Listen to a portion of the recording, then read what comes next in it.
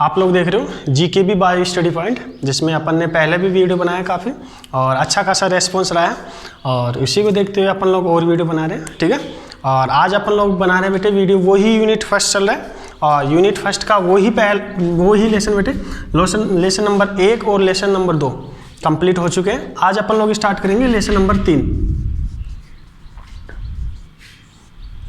ठीक है, आज अपन लोग स्टार्ट करेंगे लेसन नंबर 3, और लेसन नंबर 3 में आज हमारा टॉपिक होगा बेटे निषेचन।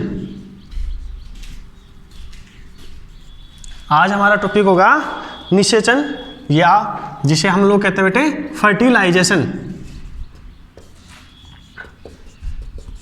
ठीक है, जिसे हम लोग कहते हैं फर्टिलाइजेशन। अब देखो निषेचन कहते किसे हैं। सबसे पहली बात, निषेचन कहते किसे हैं। निषेचन में हमारे को पता है बेटे कि नर और मादा, जब नर और मादा युग्मक आपस में संयोजित होते हैं, जब नर और मादा युग्मक आपस में संयोजित मतलब आपस में मिलने की प्रक्रिया, नर और मादा युग्मकों के आपस में संयोजित होने की, मिलने की प्रक्रिया क्या कहलाती है? निषेचन कहलाती है। क्या कहलाती है? निषेचन कहलाती है। बात यहीं पर मेल गैमेटोफाइट में बेटे यही डिपेंड करता है, और फीमेल गैमेटोफाइट में बेटे यही डिपेंड करता है। निषेचन किसे कहते हैं? नर और मादा युग्मकों के मिलने की, संयोजित होने की प्रक्रिया क्या कहलाती है बेटे? निषेचन कहलाती है। अब बात करें निषेचन, सॉरी इरेजर, एक मिनट। अब बात करें निषेचन। निषेचन की प्रक्रिया, निषेचन की खोज बेटे की थी स्टार्स बर्जर ने। निषेचन की खोज किसने की थी? स्टार्स बर्जर ने सन 1884 में। निषेचन की खोज किसने की थी? सबसे पहले इस संसार को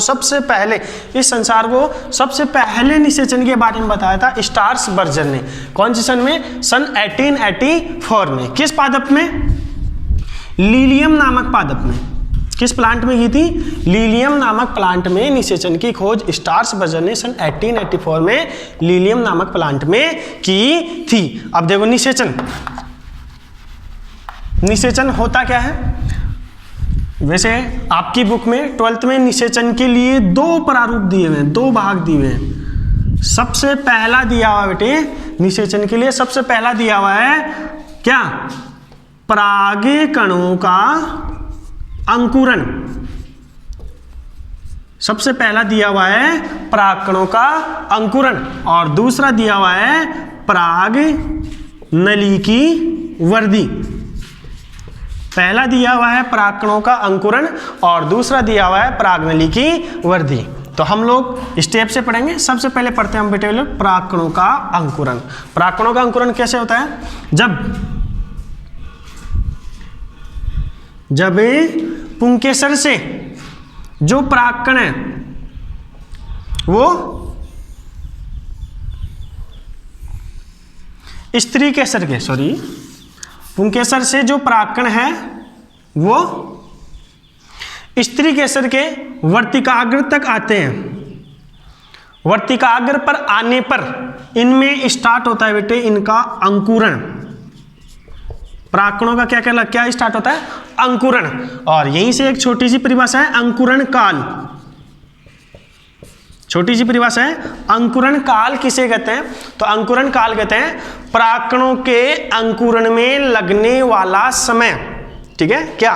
परागकणों के अंकुरण में लगने वाला समय क्या कहलाता है? उसका अंकुरण काल कहलाता है। तो जैसे ही परागकण किसी भी माध्यम के द्वारा परागकोश से उड़कर स्त्रीकेसर के वर्तिकाग्र पाए तो उसका क्या स्टार्ट हो जाता है?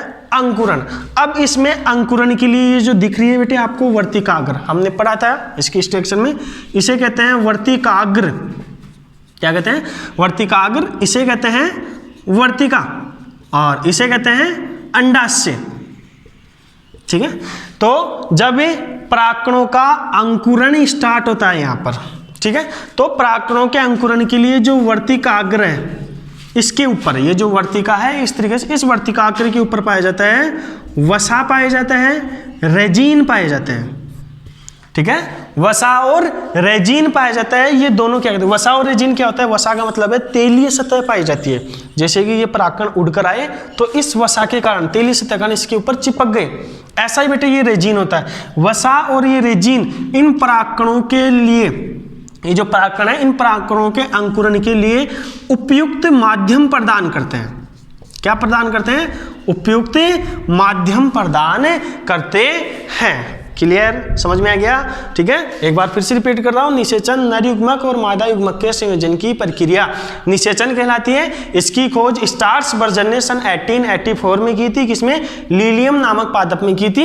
और निषेचन की प्रक्रिया है वो प्लांट्स की बात कर रहा हूं, एनिमल्स की बात नहीं कर रहा। प्लांट्स में निषेचन की प्रक्रिया परागकणों का अंकुरण और परागनली की वृद्धि यहां जाकर कंप्लीट होती है। तो परागकणों का अंकुरण, सबसे पहले हमने बात की स्त्रीकेसर और पुंकेसर। पुंकेसर से परागकण उड़कर किसी भी माध्यम के द्वारा स्त्रीकेसर की वर्तिकाग्र पर आ गए और यहां पर इसका क्या स्टार्ट हुआ, अंकुरण। और यहीं से एक परिभाषा आई थी अंकुरण काल। अंकुरण काल किसे कहते हैं, परागकणों के अंकुरण में लगने वाला समय, उसका क्या कहलाता है, अंकुरण काल कहलाता है। क्या कहलाता है, अंकुरण काल कहलाता है। अब जैसे ही इसके ऊपर परागकण आए तो जो स्त्रीकेसर का वर्तिकाग्र है उसके ऊपर वसा और रेजिन पाई जाती है। वसा और रेजिन परागकणों के अंकुरण के लिए क्या प्रदान करती है, माध्यम प्रदान करती है। क्या प्रदान करती है बेटे, माध्यम प्रदान करती है। तो इससे क्या होता है, परागकणों के अंकुरण के लिए इसमें क्या करती है, माध्यम प्रदान करती है। जब परागकण अंकुरित होते हैं तो हमने परागकण की संरचना पढ़ा था, एक प्रारूपिक परागकण में दो चोल होती है। बाह्य चोल स्पोरोपोलिनिन की बनी होती है और आंतरिक चोल पैक्टिन और सेल्यूलोज की बनी होती है। किसकी बनी होती है, पैक्टिन और सेल्यूलोज की बनी होती है। तो इसकी जो ये आंतरिक चोल है, इसकी बात बता रहा हूं मैं, जब भी परागकणों में अंकुरण होता है तो इसकी जो ये आंतरिक चोल है ये जनन छिद्र के द्वारा, ठीक है, इसकी जो आंतरिक चोल है ये जनन छिद्र के द्वारा किसका निर्माण करती है, परागनली का निर्माण करती है। समझ में आया कि नहीं आया, ठीक है। अब ये जो परागनली है बेटे ये बहुत प्रकार की होती है। यदि परागकण से एक ही परागनली निकलती है तो वो एक परागनली कहलाता है, और यदि परागकण से बहुत सारी परागनली निकलती है तो वो बहुपरागनलीय कहलाता है। चाहे कितना भी निकलो बेटे, वो बहुत सारी परागनली है, वो भी अंत में खत्म हो जाती है और एक ही परागनली सक्सेस रहती है, एक ही परागनली विकसित रहती है। ये है परागकणों का अंकुरण। बताओ समझ में आया कि नहीं? और याद रखना स्टार लगा के जो गन्ना है, ठीक है, याद रखना बेटे स्टार लगा के क्या, कि आपका बेटे जो मक्का, आपका जो ये है, एक मिनट बेटे वीडियो देख लेता हूं मैं एक बार। आपका ये जो मक्का है, ठीक है, अच्छा खासा वीडियो है। आपका ये जो मक्का है उसकी परागनली की लंबाई 450 mm 450 मिलीलीटर होती है, याद रखना, ठीक है। ये पूछ सकते हैं आपका जो मक्का है उसमें परागनली की लंबाई कितनी है, 450 मिलीलीटर। तो परागकणों का अंकुरण समझ में आया कि नहीं आया? अब परागकणों के अंकुरण के बाद में होते हैं परागनली की वृद्धि, ठीक है। अब ये परागनली की वृद्धि, जैसे कि मान लो ये परागनली हो गई, अब हमारे को इस चीज के बारे में पता है कि ये परागनली हो गई, अच्छी बात है। अब इसकी वृद्धि कहाँ से हो रही है, वर्तिका से हो रही है। कुल मिला के बात ये है कि परागनली की वृद्धि के लिए डिपेंड करती है वर्तिका। ये अलग अलग पौधों में अलग अलग प्रकार की होती है। जैसे कुछ पौधों में तो ये जो वर्तिका है बेटे, ये दिख रही है वर्तिका, ठीक है, ये खोखली होती है तो परागनली आसानी से विकसित हो सकती है। कुछ पौधों में ये जो वर्तिका है बेटे ये ठोस होती है, बंद, बिल्कुल गाढ़ी, बहुत टाइट होती है, तो परागनली विकसित होने के लिए इनमें जगह ही नहीं बचती। तो इसमें क्या होता है बेटे, पैक्टिनोजन एंजाइम पाया जाता है। कौन सा, पैक्टिनोजन एंजाइम। ये पैक्टिनोजन एंजाइम क्या करता है, ये जो इस परागनली की जो अंतः उत्तक है, आंतरिक उत्तक है, उन्हें क्या कर देते हैं, नष्ट कर देते हैं और बीच में से एक नली के समान संरचना बना देते हैं, खोखली, जहां से क्या निकल जाती है, परागनली निकल जाती है। ऐसे अलग अलग पादपों में अलग अलग होती है। याद रखना परागनली की वृद्धि है बेटे, ये कहां तक होती है, अंडाशय। अंडाशय में क्या पाया जाता है, बीजांड। तो जो परागनली की वृद्धि है वो अंडाशय से बीजांड की ओर होती है और कैसी होती है, रसायनुवर्ती, कैसी होती है? रसायनिक वृद्धि। क्यों? क्योंकि आप लोग पूछ सकते हो कि सर परागनली की वृद्धि ऐसे ही क्यों होती है, ऊपर भी तो हो जानी चाहिए कि नहीं हो जानी चाहिए? आपकी बात ठीक है, लेकिन ये जो अंडाशय जो बीजांड है एक रसायन छोड़ते हैं, रासायनिक पदार्थ छोड़ते हैं जिनके लिए जो परागनली है ये इसकी ओर क्या होती है? आकर्षित होती है। इसलिए परागनली की जो वृद्धि होती है वो कैसी होती है? बीजांड की ओर या अंडाशय की ओर कैसी होती है? रसायनुवर्ती होती है। देन ये कंप्लीट। बताओ समझ में आया कि नहीं आया? यदि कोई दिक्कत हो तो आप लोग मुझे बता देना। चलो एक बार और रिपीट करता हूं, 2 मिनट लगेगी। निषेचन किसे कहते हैं? नर और मादा युग्मकों के संलयन की प्रक्रिया क्या कहलाती है? निषेचन कहलाती है। निषेचन की खोज स्टार्स बर्जन ने सन 1884 में लीलियम नामक पादप में की थी। निषेचन है उसके लिए पादपों में सबसे पहले परागकणों का अंकुरण होना चाहिए, अंकुरण के बाद परागनली की वृद्धि होनी चाहिए। परागकणों का अंकुरण कब होगा? परागकणों का अंकुरण होगा जब पुंकेसर से परागकण किसी भी माध्यम के द्वारा उड़कर वर्तिका स्त्री केसर के वर्तिकाग्र पर आ जाते हैं तो उनमें क्या स्टार्ट हो जाता है?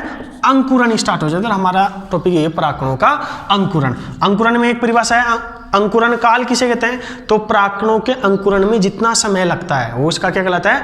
अंकुरण काल कहलाता है। तो इसके अंकुरण के लिए इस वर्तिका के ऊपर वसा और रेजिन पाए जाते हैं। ये दोनों क्या करते हैं? इसके ऊपर इन्हें उपयुक्त माध्यम प्रदान करते हैं और इस उपयुक्त माध्यम के द्वारा इसमें क्या होता है बेटे? ये अंकुरित हो जाता है और परागकण की अंतःचोल से परागनली विकसित होती है जो आगे जाके वृद्धि करती है। बात करें परागनली की वृद्धि वर्तिका के ऊपर डिपेंड करती है।